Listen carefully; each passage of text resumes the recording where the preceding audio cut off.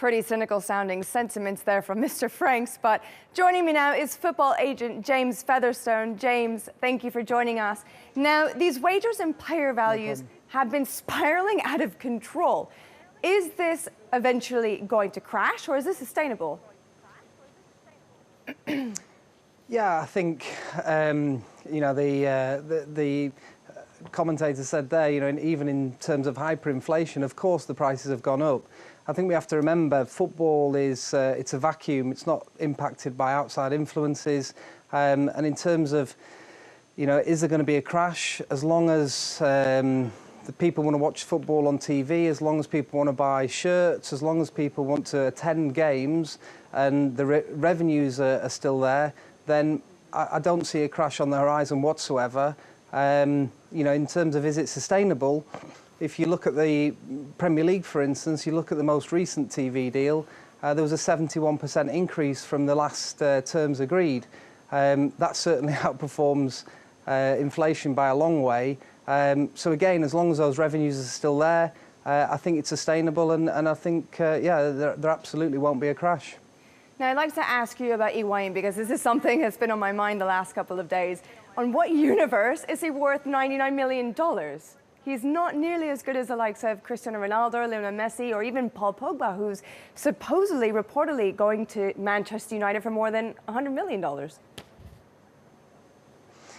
Yeah, again, football is its own environment in terms of trying to work out the actual value and is a player's intrinsic value worth that exact number. It's almost impossible to work out. There's so many dynamics to that number that is arrived through those negotiations. You've got supply and demand.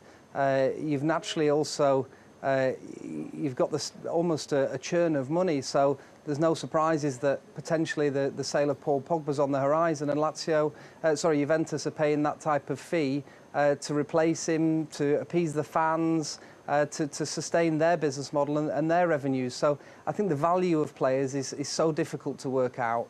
Not only is it in terms of the deal and the supply and demand dynamic, but of course you have to think about the money that's going round. And again, if we think about the Premier League, effectively the Higuain money is coming from the Premier League, and it's coming from that TV deal, which is propping up so many football clubs at the moment. Now, you're an agent, and a football agent has a very important role in everything that's happening. So what kind of impact does a super agent like Jorge Mendes, for example, have in all of this? Like all agents, there's a role to be played. The stakes are simply higher for everybody involved in football now. The players are, demanding higher wages. The clubs are demanding higher fees. So, the way that agents are paid, myself included, our revenue is directly correlated to those numbers. Okay, the stakes are higher, so you'd like to think that your morals and motivations stay the same. But like anything, if there's a bigger prize at the end of it, then okay, it might be a situation where agents become motivated to move players.